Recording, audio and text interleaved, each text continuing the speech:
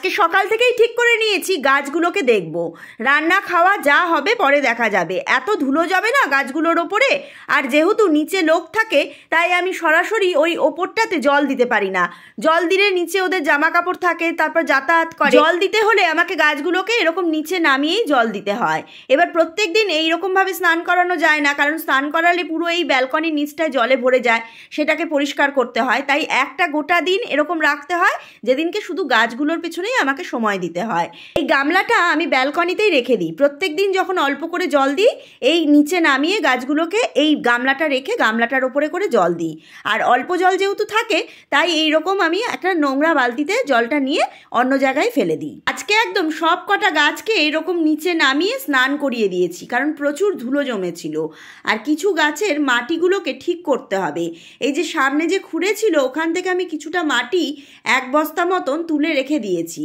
তার থেকে আবার খানিকটা মাটি এরকম উপরে তুলে নিয়ে এসেছি, সেইটাকে শুকনো করব, করে বালি মিশিয়ে মাটিটাকে তৈরি করে গাছগুলোকে একদিন ঠিক করতে হবে। সেগুলো মাটিটা না শোকালে হবে না। আর একদম নিচ থেকে মাটিটা তুলে দিয়েছে তো পুরো একদম কাদা, একদম বালি নেই মাটিটার মধ্যে। ছুঁচোগুলোর থেকে নিস্তার নেই গো, ছুঁচোগুলো দোতলায় উঠে যায় পাইপ বেয়ে, ওই ফুটো দিয়ে উঠে ওই ব্যালকনির মধ্যে পটি করে রেখে দেয়। প্রত্যেক দিন কারোর পক্ষে সম্ভব বলো পরিষ্কার করা? বাইরে কত জায়গা থাকে বলো অপরিষ্কার, সেখানে কর। সেখানে না করে ওরা খাটনি করে আবার দোতলায় ওঠে, দোতলায় উঠে এখানে পটি করে তারপরে আবার নিচে নেমে চলে যায়। সব থেকে আজকে মজার কথা বলেছে কিন্তু ম্যাকডি বলছে, আচ্ছা ছুঁচোগুলো এখানে কেন আসে বলো তো? আমি বললাম কেন আবার আসে, আমি কি করে জানবো কেন আসে? তুমিও যেখানে আমিও সেখানে। বলছে না, ওরা কি শুধু পটি করতেই আসে? আমি বললাম তা পটি করতে আসে না কি করতে আসে কি করে জানবো? বলছে না, আমি ভাবছি যে ঘুমাতে আসে না পটি করতে আসে। আমি বললাম যেখানে পটি করে সেখানে কি আবার কেউ ঘুমায় নাকি? ওরা পটি করতে এসে চলে যায়। ওর আবার যত আজব আজব কথা। যাই হোক, আমার কিন্তু আজকে ব্যালকনিটা পরিষ্কার করা হয়ে গেল। গাছগুলো সব কটাকে স্নান করিয়েছি, দেখো কি সুন্দর লাগছে দেখতে। আর না, আমার পশ্চিম দিকের বারান্দা তো পুরো রোদ্দুরটা আসে।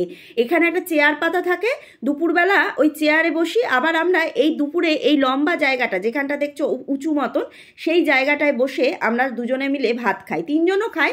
তখন শ্রেয়া কি করে, ওই চেয়ারটার মধ্যে বসে পড়ে। যখন খুব মন খারাপ থাকে তখন আমাদের বাড়ির এই জায়গাটা মন ভালো করে দেয়।